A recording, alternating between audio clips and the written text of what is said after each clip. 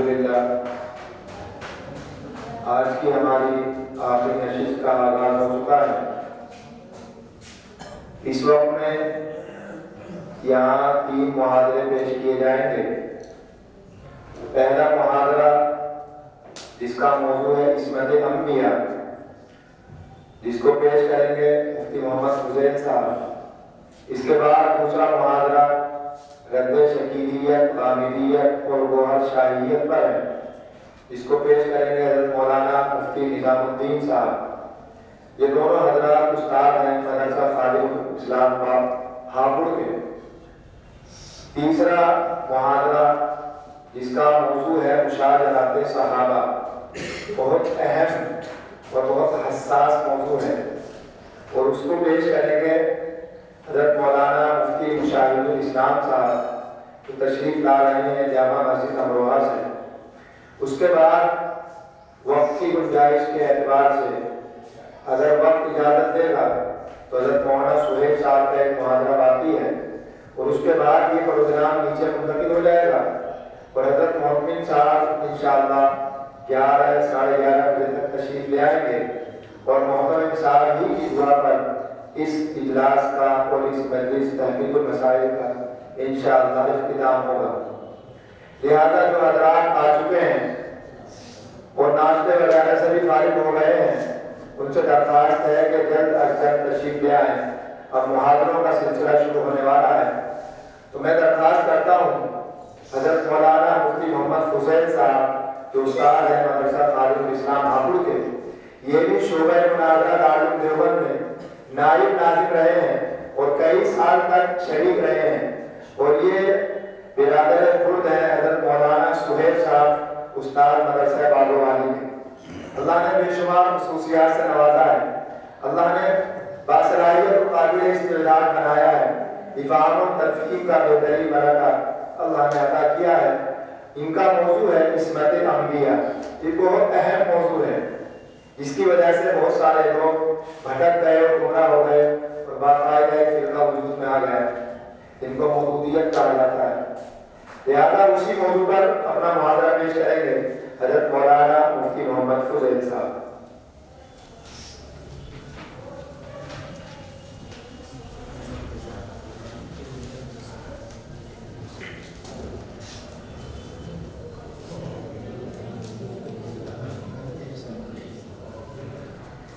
بسم اللہ الرحمن الرحیم، الحمد للہ وکفی وسلام علی عبادہ الذین اصطفی، اما بعد۔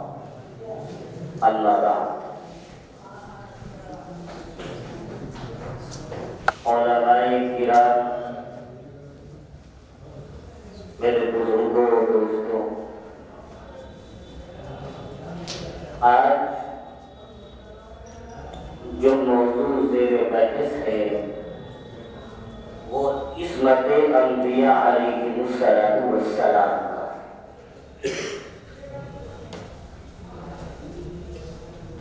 آپ حضرات سب علماء ہیں اور جانتے ہیں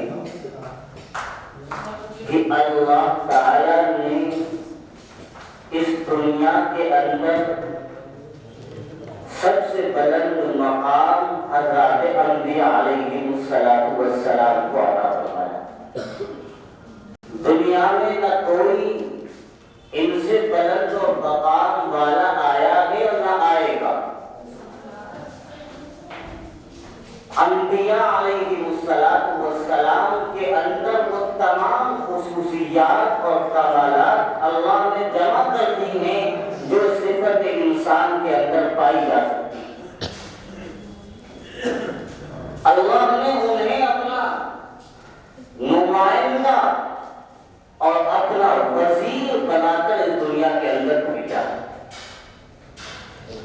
اور ظاہر سی بات ہے کہ جب کوئی بادشاہ اپنا نمائندہ بنا کر بھیجتا ہے تو نمائندہ اس شخص کو بناتا ہے جس پر بادشاہ کو اعتماد اور بھروسہ۔ بادشاہ جانتا ہو کہ ہماری غیر موجودگی میں یہ ہماری بات صحیح طریقے سے پہنچا سکتا ہے اور ہمارے عدم موجودگی میں ہمارے فریضے کو انجام دے سکتا ہے۔ جب دنیا کا ایک بادشاہ اپنا نمائندہ اس شخص کو بناتا ہے جو بہت سی خصوصیات کا حامل ہو، تو اللہ جو سب سے بڑا احکم الحاکمین ہے، جو بادشاہوں کا بادشاہ ہے، جب اپنا نمائندہ انبیاء علیہ السلام کو بنا کر بھیج رہا ہے تو ظاہر سی بات ہے اللہ اسی شخص کو نبی بنا کر بھیجے گا جس پر اللہ کو اعتماد اور بھروسہ ہو، جس کے بارے میں اللہ کو معلوم ہے کہ یہ فریضہ رسالت کی ادائیگی میں کوئی کوتاہی نہیں کرے گا۔ اسی لیے ہم اہل سنت و جماعت، علماء احناف، علماء دیوبند کا عقیدہ یہ ہے کہ حضرات انبیاء علیہ السلام معصوم ہیں، انبیاء کی عصمت کا ہم عقیدہ رکھتے ہیں۔ میں اس وقت آپ کی توجہ اس طرف مبذول کرانا چاہتا ہوں، چند باتیں مقالے کے اندر لکھی ہوئی ہیں اور آپ کے گوش گزار کرتے ہیں۔ عصمت کہتے کسے؟ سب سے پہلی بات تو یہ، جب تک ہم آپ عصمت کا مطلب اور مفہوم نہیں سمجھیں گے عصمت پر بحث کیسے ہو۔ دوسری بات، عصمت انبیاء کے دلائل کیا ہیں؟ ظاہر سی بات ہے کہ ہمارے یہاں حجت شرعیہ اصول فقہ کے اندر 4 ہیں، سب سے پہلے قرآن، اس کے بعد احادیث نبویہ، اس کے بعد اجماع امت اور اس کے بعد قیاس شرعی۔ یہ 4 دلائل محاضرے کے اندر لکھے ہوئے بھی اور میں آپ کو اس کی کچھ تفصیل بتاؤں۔ پھر آخر میں یہ ہے کہ جو فریق مخالف ہیں مولانا مودودی ہے، ان کا نظریہ کیا ہے، اور پھر جن آیات سے عصمت انبیاء پر حملہ کیا جاتا ہے یا جن آیات اور احادیث کا سہارا لے کر انبیاء علیہ السلام کی عصمت کو داغدار کیا جاتا ہے، وہ آیات اور احادیث کیا ہے۔ سب سے پہلے آپ عصمت کا معنی دیکھیں۔ عصمت کے معنی یہ مصدر ہے، یہ عصم یعصم عصمتاً، بعد ضربہ سے آتا ہے، اس کے معنی آتے ہیں روکنا، منع کرنا، کسی کام سے باز رکھنا۔ چنانچہ ایک کتاب ہے لغت کی معتبر کتاب جس کا نام ہے لسان العرب، اس کے مصنف ہے محمد ابن منظور رحمۃ اللہ علیہ۔ وہ لسان العرب کے اندر نوٹ کرتے ہیں، لکھتے ہیں کہ عصمت کے معنی آتے ہیں کسی کام سے منع کرتے ہیں۔ اور ایک اور کتاب ہے النہایہ، یہ بھی لغت کی کتاب ہے، اس کے مصنف ہے علامہ ابن اثیر رحمۃ اللہ علیہ۔ وہ کہتے ہیں العصمت المنعۃ، کہ عصمت کے معنی کسی کام سے روکنا اور باز رکھنا۔ اب یہ تو عصمت کے معنی ہے، اور جب عصمت کا تعلق انبیاء علیہ السلام سے ہوگا اور عصمت کو مضاف بنایا جائے گا انبیاء کی طرف، اور معنی ہو جائے کہ عصمت انبیاء، اب کیا معنی ہوں گے؟ انبیاء علیہ السلام کو روک دیا گیا، کس سے روک دیا گیا؟ گناہوں سے روک دیا گیا۔ اب گناہوں سے روکنا 2 طریقے سے، اس کو غور سے سنیے گا، 2 طریقے سے کس طرح سے ہے۔ ایک طریقہ یہ کہ انبیاء گناہ کرنے پر قادر نہیں، مجبور محض ہیں، جیسے فرشتے ہیں، وہ گناہ پر قادر نہیں، وہ تو نیکیاں ہی کرتے ہیں۔ ایک مطلب تو یہ ہے عصمت انبیاء کا کہ اس انبیاء علیہ السلام کو گناہ پر قدرت نہیں ہے، گناہ پر طاقت نہیں ہے، وہ گناہ کر ہی نہیں سکتے۔ ظاہر سی بات ہے اگر ہم یہ مانا لیں گے کہ انبیاء کو قدرت ہی نہیں ہے، پھر انبیاء علیہ السلام کا کمال ظاہر نہیں ہوگا۔ کمال تو یہ ہے کہ آدمی گناہ پر طاقت رکھتا ہو، اس کے باوجود گناہ نہ کرے، یہ کمال ہے۔ یہ کمال نہیں کہ گناہ پر طاقت ہی نہ رکھتا ہو پھر بھی گناہ نہ کرے۔ اگر گنگا بول نہیں سکتا ہے پھر جھوٹ نہ بولے کوئی کمال نہیں ہے، لیکن اگر آدمی بول سکتا ہے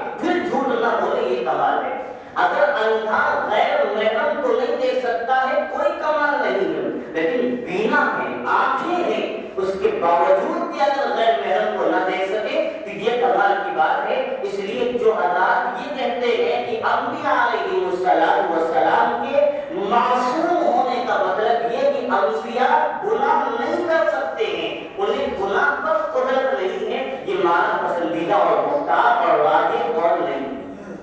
راجح قول کیا ہے کہ انبیاء علیہ السلام کو اللہ نے ایسا مرتبہ عطا کیا ہے، ایسی قوت عطا کی ہے، ایسی صفت عطا کی ہے کہ انبیاء علیہ السلام گناہ پر قادر ہیں، گناہ کر سکتے ہیں، گناہ کی استعداد انبیاء کے اندر موجود ہے، گناہ کی صلاحیت انبیاء کے اندر موجود ہے، لیکن اس کے باوجود بھی انبیاء علیہ السلام گناہوں سے بچتے ہیں، گناہوں سے محفوظ رہتے ہیں۔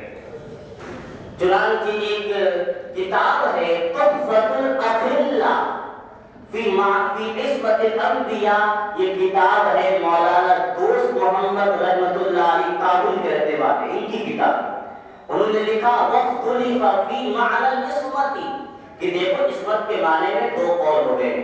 قال بعضهم انها عبادت عن عدم قدرت المعصیت، بعض لوگ کہتے ہیں کہ عصمت کا معنی یہ ہے کہ عصمت کا معنی یہ ہے کہ آدمی معصیت پر قابل نہیں ہے، لیکن کہتے ہیں والمختار عند الجمہور، جمہور کا قول کیا ہے انها عبادت عن خلق مانع من ارتکاب المعصیت، کہ انسان کے اندر ایسی صفت پیدا ہو جائے، ایسا مرتبہ پیدا ہو جائے کہ وہ گناہ پر قادر ہو، گناہ کے نہ کرنے میں مجبور نہ ہو، لیکن اس کے باوجود بھی گناہ نہ کرے۔ اس کو میں نے آسان انداز میں یوں کہا کہ استعداد ہوتی ہے گناہ کی صلاحیت ہوتی ہے، گناہ کی طاقت اور قوت ہوتی ہے، اس کے باوجود انبیاء علیہ السلام گناہوں سے محفوظ رہتے ہیں۔ اور یہی بات علامہ قاضی بغدادی رحمۃ اللہ علیہ نے بھی لکھی ہے، اور اسی کو اور دیگر حضرات نے جیسے کہ علامہ شیخ طوسی رحمۃ اللہ علیہ ہے، انہوں نے بھی یہی بات لکھی ہے کہ دیکھیے سب کا قول یہی ہے کہ انبیاء علیہ السلام معصیت پر قادر ہیں، اس کے باوجود گناہ کو انجام دیتے ہیں۔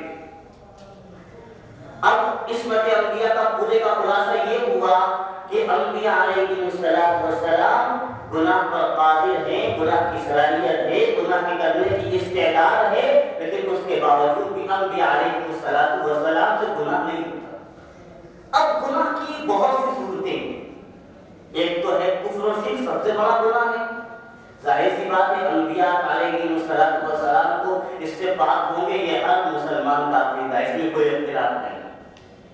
ایک یہ کہ انبیاء علیہ السلام سے کبیرہ گناہ اور بڑے گناہ ہو سکتے ہیں یا نہیں ہو سکتے۔ اس کے اندر ہمارا جو فریق مخالف ہے مودودی، ان کا کہنا یہ ہے کہ انبیاء علیہ السلام سے کبیرہ گناہ بھی ہوئے، اور ہم اہل سنت والجماعت کا عقیدہ یہ کہ انبیاء علیہ السلام کبیرہ گناہوں سے معصوم ہے، پاک اور بری۔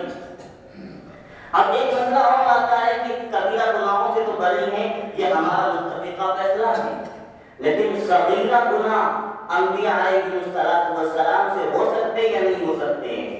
اس میں اہل سنت والجماعت کے بھی دو قول ملتے ہیں۔ ایک قول یہ کہ انبیاء علیہ السلام سے صغیرہ گناہ ہو سکتے ہیں، لیکن یہ قول پسندیدہ اور راجح نہیں ہے۔ راجح قول یہی ہے کہ انبیاء علیہ السلام جس طرح کبیرہ گناہوں سے پاک ہوتے ہیں، اسی طرح صغیرہ گناہوں سے بھی پاک ہوتے ہیں۔ اور ایک اور بات سمجھیے، انبیاء علیہ السلام کی زندگی کے دو مرحلے ہیں، ایک مرحلہ آتا ہے نبوت سے پہلے کا اور ایک مرحلہ آتا ہے نبوت کے بعد کا۔ ہمارے آقا صلی اللہ علیہ وسلم کی زندگی کو دیکھیں، 40 سال کا عرصہ جو گزرا ہے وہ نبوت سے پہلے کا گزرا ہے، اور 23 سال کا عرصہ جو گزرا ہے وہ نبوت کے بعد کا گزرا ہے۔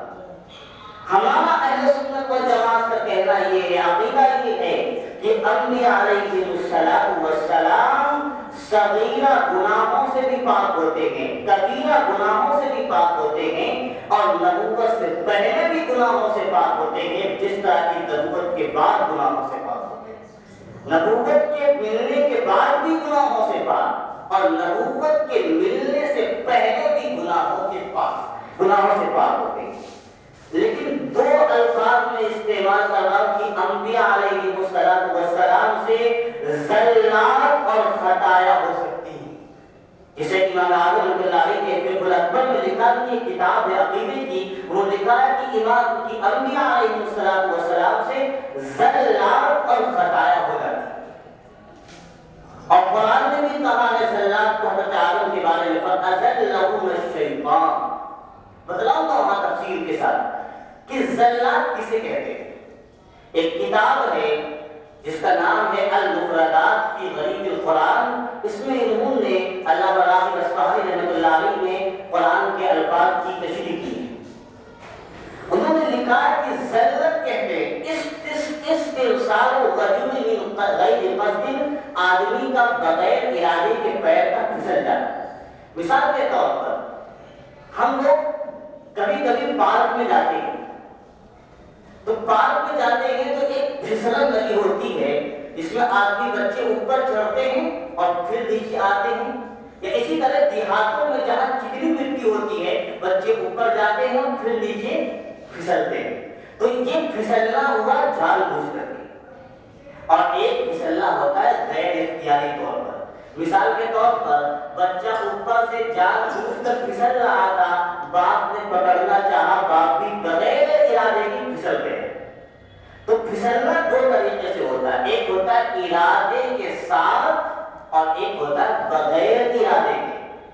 تو زلت کا مطلب یہ ہوتا ہے کہ انبیاء علیہ السلام سے بغیر ارادے کے کوئی نہ کوئی غلطی ہو جائے، اس کو کہتے ہیں زلت، اور یہ انبیاء علیہ السلام سے ہو سکتی ہے۔ اسی طرح خطایا، خطیئۃ کی جمع ہے، گناہ کے معنی میں عام طور پر استعمال ہوتا ہے، لیکن اس کے معنی گناہ نہیں ہوتے۔ خطایا کہتے ہیں انجانے میں غلطی ہو جانا۔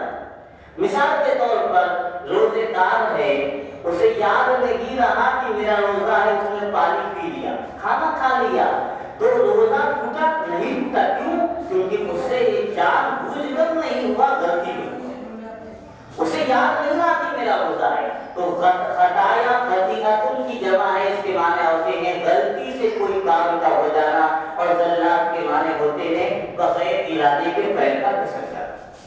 تو انبیاء علیہ السلام سے زلات بھی ہو سکتی ہے، خطایا بھی ہو سکتی ہیں، لیکن کبیرہ یا صغیرہ گناہ یا اسی طریقے سے قبل نبوت اور بعد نبوت کسی طرح کا کوئی گناہ نہیں ہوتا۔ یہ تو عصمت انبیاء کا خلاصہ ہو گیا۔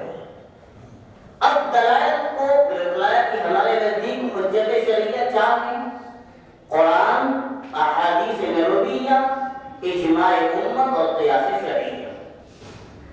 قرآن کریم کی تقریباً جہاں تک کہ میرا خیال ہے 25 سے 30 آیتیں، ہو سکتا ہے کہ ہمارے مطالعے میں اتنی ہو، اس سے بھی زیادہ ہو سکتی ہے۔ میرا اپنا جہاں تک کہ خیال ہے 25 سے 30 آیتیں کم از کم ایسی ہیں جس سے انبیاء علیہ السلام کی عصمت کا عقیدہ ثابت ہوتا ہے۔ آپ اس میں تقریباً 16 آیتیں میں نے درج کی ہے، لیکن اور بھی آیتیں ہیں کیونکہ مقالہ لمبا ہو جاتا ہے، اس لیے اس کو میں نے چھوڑ دیا۔ آپ اللہ تعالیٰ نے سورہ احزاب کے اندر ایک آیت میں فرمایا لَقَدْ كَانَ لَكُمْ فِي رَسُولِ اللَّهِ أُسْوَةٌ حَسَنَةٌ، تمہارے لیے اللہ کی رسول کی ذات میں ایک عمدہ نمونہ ہے، ایک بہترین نمونہ ہے۔ اور قرآن نے اس کو اسوۃ حسنہ نکرے کے ساتھ بیان کیا، اور تنوین آپ پڑھ چکے ہیں کہ تنوین تعظیم بھی ہوتی ہے، عظمت کی ہوتی ہے۔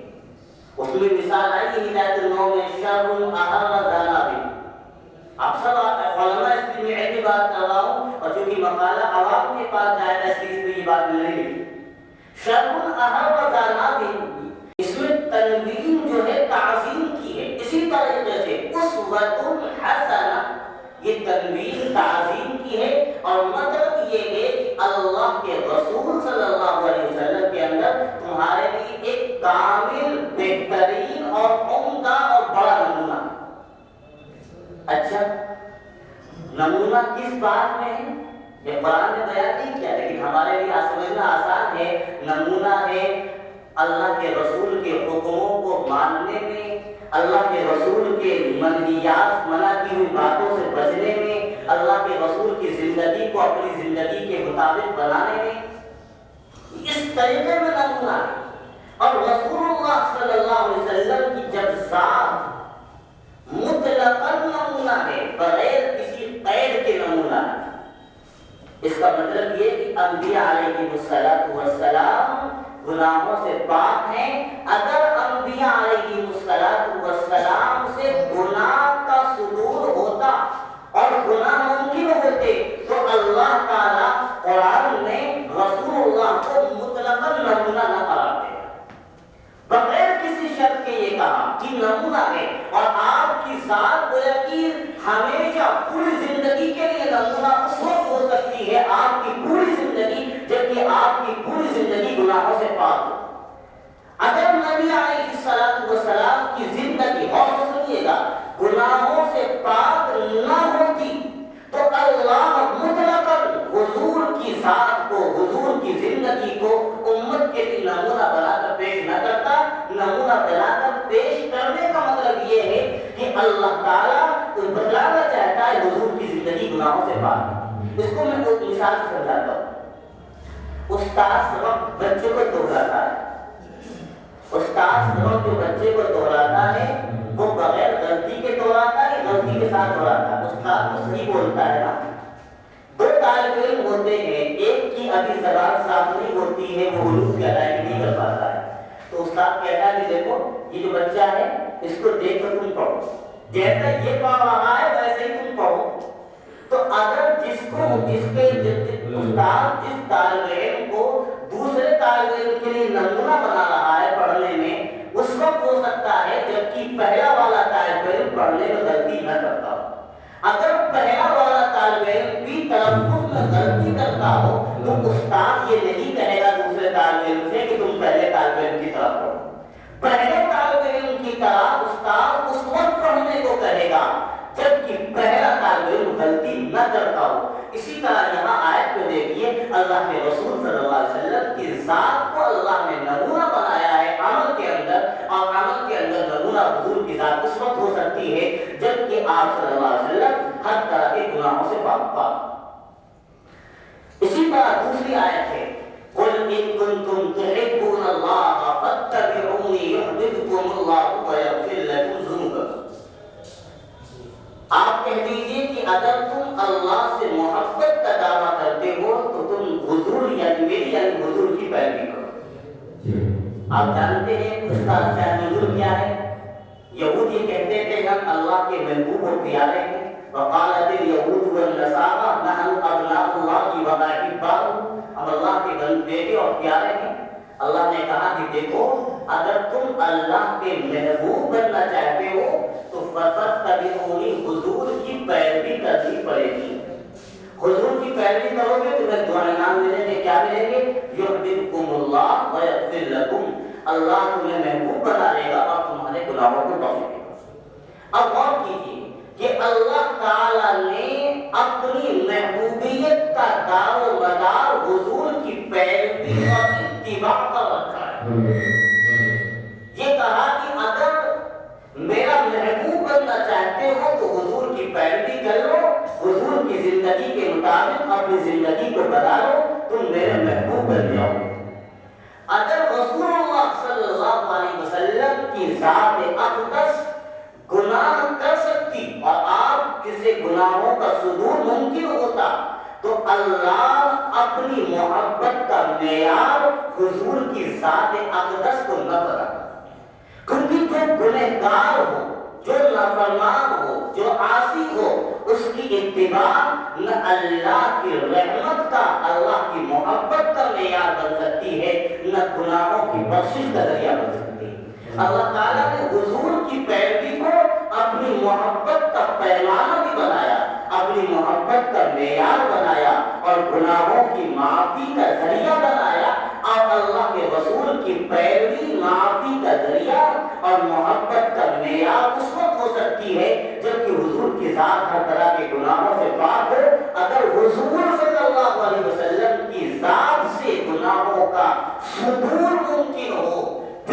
اللہ تعالیٰ کی نہ محبت مل سکتی ہے نہ گناہوں کی بخشش ہو سکتی ہے، کیونکہ نافرمان کی پیروی نہ محبت الہی کا ذریعہ ہوتی ہے نہ مغفرت ذنوب کا ذریعہ ہوتی ہے۔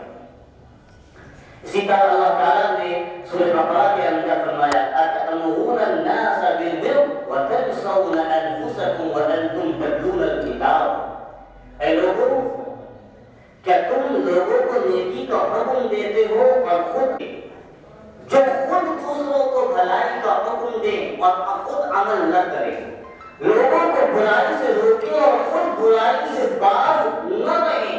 اللہ تعالیٰ نے ان لوگوں کی مذمت بیان کی۔ اب غور کیجیے آیت کے اندر، غور کیجیے حضور کی ذات کے اندر انبیاء کی بعثت کا مقصد کیا ہے؟ انبیاء کی بعثت کا مقصد امر بالمعروف اور نہی عن المنکر ہے۔ انبیاء بھلائی کا حکم دیتے ہیں اور برائی سے روکتے ہیں۔ اگر انبیاء بھلائی کا حکم دیتے ہیں اور برائی سے روکتے ہیں اور انبیاء علیہ السلام خود ہی بھلائی نہ کرے، گناہ میں مبتلا ہو جائے، خود اچھے کام نہ کر کے برے کاموں میں شامل ہو جائیں، تو بتائیے انبیاء علیہ السلام اس آیت کی وعید کے اندر داخل ہوں گے یا نہیں ہوں گے؟ ظاہر سی بات ہے داخل ہو جائیں گے۔ کب داخل ہوں گے؟ جب انبیاء علیہ السلام خود گناہ کریں۔ اس لیے انبیاء علیہ السلام گناہوں سے پاک ہیں، کیونکہ اگر انبیاء سے ہم گناہوں کا صدور ممکن مانیں تو انبیاء علیہ السلام اس آیت کی وعید کے اندر داخل ہو جائیں گے، اور یہ ماننا پڑے گا کہ انبیاء علیہ السلام بھی اس آیت کے مصداق بن رہے ہیں۔ حالانکہ ہر مسلمان یہ سمجھتا ہے کہ اللہ کے نبی علیہ السلام اس آیت کے مصداق نہیں بن سکتے۔ اسی طرح اللہ تعالیٰ نے ایک آیت میں کہا وَإِذَا تُتْلَى عَلَيْهِمْ آيَاتُنَا بَيِّنَاتٍ قَالَ الَّذِينَ لَا يَرْجُونَ لِقَاءَنَا ائْتِ بِقُرْآنٍ غَيْرِ هَذَا أَوْ بَدِّلْهُ۔ کافر لوگ حضور سے مطالبہ کرتے تھے کہ دیکھیے اس قرآن میں توحید کی باتیں ہیں، شرک سے نفرت کی باتیں ہیں، آپ ایسا کیجیے ایک قرآن ایسا لے آئیے جس کے اندر شرک سے نفرت کی باتیں نہ ہوں، توحید کا پیغام نہ ہو، ہم قرآن مان لیں گے۔ قرآن نے صاف کہا قُلْ لَا يَكُونُ لِي أَنْ أُبَدِّلَهُ مِنْ تِلْقَاءِ نَفْسِي، اے حضور آپ اپنی زبانی کہہ دیجیے کہ میں قرآن میں تبدیلی کا اختیار نہیں رکھتا ہوں، مجھے قرآن میں تبدیلی کا ذرہ برابر بھی اختیار نہیں۔ اب آپ غور کریں کہ تبدیلی کا اختیار اللہ کے رسول صلی اللہ علیہ وسلم کو نہیں دیا گیا ہے۔ جب اللہ نے تبدیلی کا اختیار نہیں دیا ہے اور حضور تبدیلی کرنے کا اپنے اختیار کی نفی کر رہے ہیں، تو بتائیے حضور صلی اللہ علیہ وسلم قرآن کے حکم کے خلاف کیسے کر سکتے ہیں؟ جس نبی کو یہ اختیار نہیں ہے کہ قرآن میں تبدیلی کرے، وہ نبی قرآن کے حکم کی خلاف ورزی کیسے کر سکتا ہے؟ اور حکم کی خلاف ورزی نہ کرنا یہی تو عقیدہ ہے کہ انبیاء علیہ السلام معصوم اور محفوظ ہیں۔ قرآن کریم کی تقریباً 10 آیتیں ایسی ہیں جہاں اللہ تعالیٰ نے اپنی اطاعت کے ساتھ رسول اللہ صلی اللہ علیہ وسلم کی اطاعت کو جوڑا۔ ان 10 آیتوں کو پڑھنا آسان وقت نہیں ہے، اس لیے میں 1-2 آیتیں پڑھ دیتا ہوں۔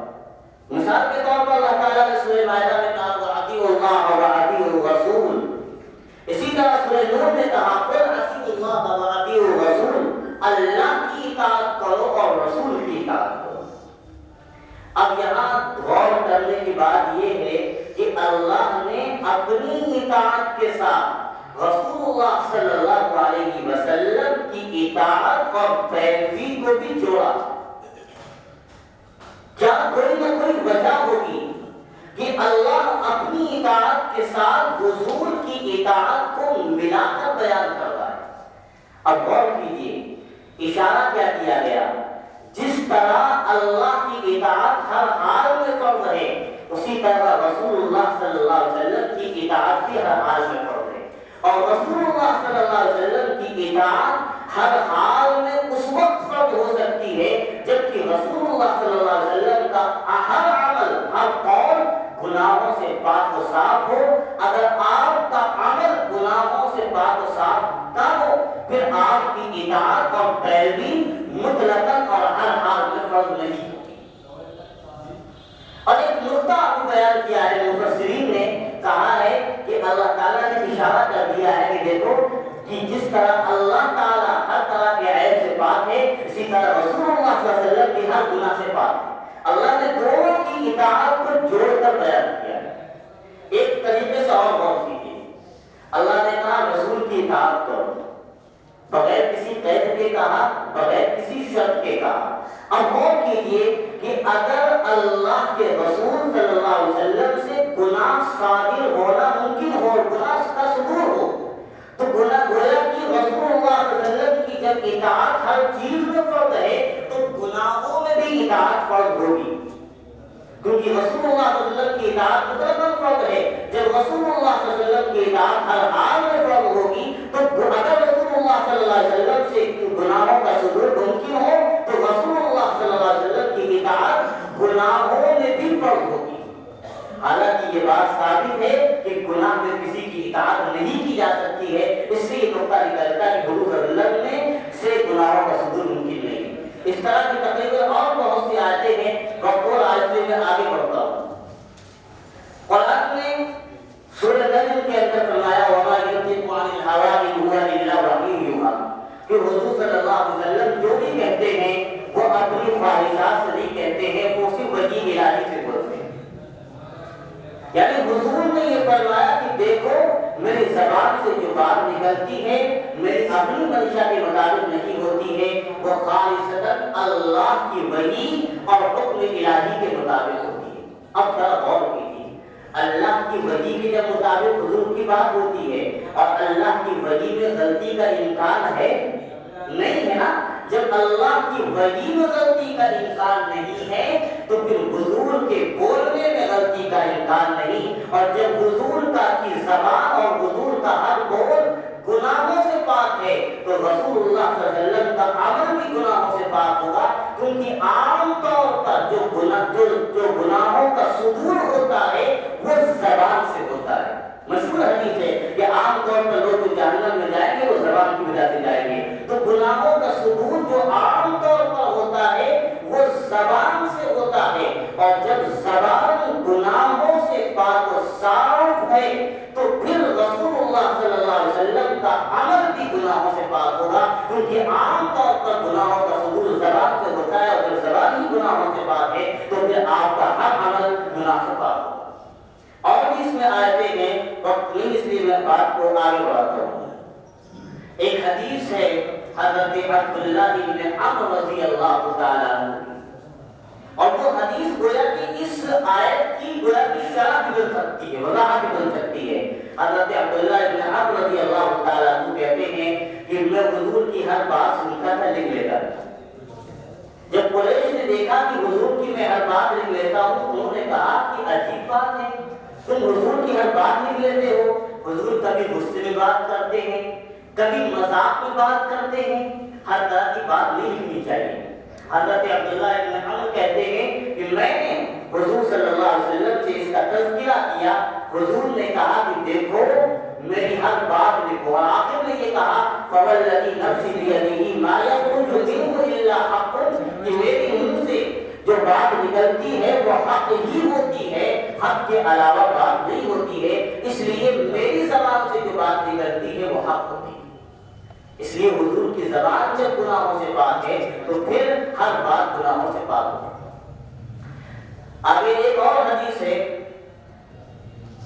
اس میں ایک صحابی ہے حضرت خزیمہ بن ثابت انصاری، وہ کہتے ہیں کہ ایک مرتبہ یہودی تقاضا کرنے آیا، کہنے لگا میری رقم دے دو۔ حضور نے کہا میں نے رقم ادا کر دی ہے۔ یہودی کہنے لگا ذرا تمہارے پاس کوئی دلیل اور گواہ ہے؟ حضرت حضور صلی اللہ علیہ وسلم نے فرمایا کوئی گواہ نہیں ہے۔ اتنے میں خزیمہ بن ثابت آئے اور انہوں نے کہا یا رسول اللہ میں گواہی دیتا ہوں کہ آپ نے رقم ادا کر دی۔ حضور نے پوچھا خزیمہ تم گواہی کیسے دے سکتے ہو، تم نے مجھے دیکھا نہیں؟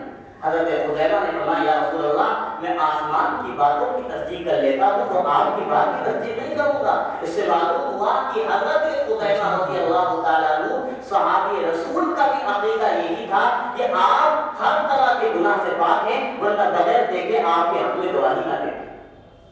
اسی طرح تیسرا نمبر آتا ہے اجماع میں حضرت امام ابو اعظم امام اعظم ابو حنیفہ نعمان بن ثابت رحمۃ اللہ علیہ الفقہ الاکبر میں لکھتے ہیں کہ والانبیاء علیہم السلام كلهم منزہون عن الصغائر والکبائر، کہ انبیاء علیہ السلام ہر طرح کے گناہوں سے پاک ہیں.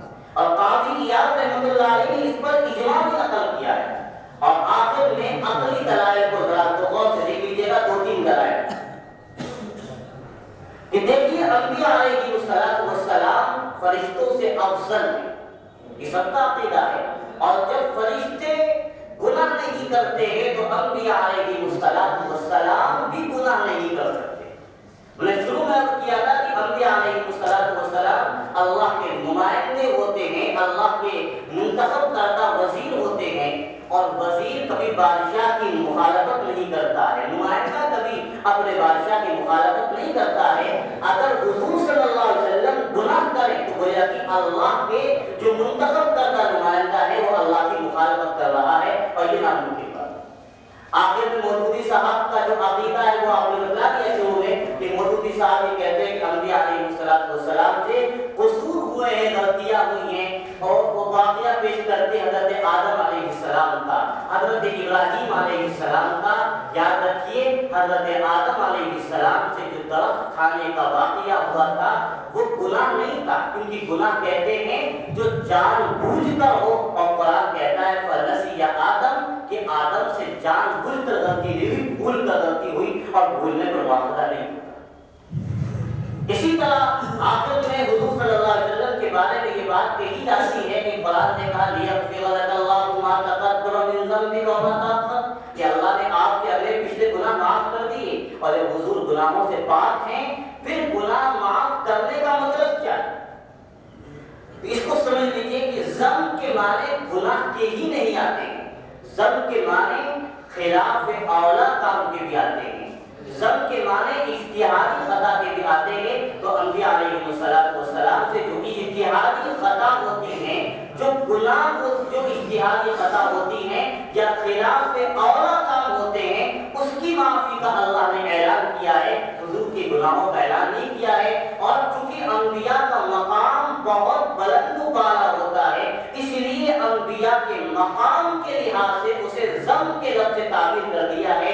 حالانکہ وہ گناہ نہیں ہے، وہ خلاف اولا اور اجتہادی خطا مراد ہے. اور نہ خلاف اولا پر گناہ ہوتا ہے، نہ اجتہادی خطا پر گناہ ہوتا ہے. اس میں حضرت آدم علیہ السلام کا واقعہ بھی، حضرت ابراہیم علیہ السلام کا بھی ہے، حضرت یوسف علیہ السلام کا ہے، حضرت یونس علیہ السلام کا ہے. آپ مطالعہ کر لیں گے ساری بات اس میں آ جائے گی کہ جن واقعات سے لے کر عصمت انبیاء پر اعتراض کیا جاتا ہے ان تمام باتوں کا تفصیل کے ساتھ جواب ہے. اللہ تعالیٰ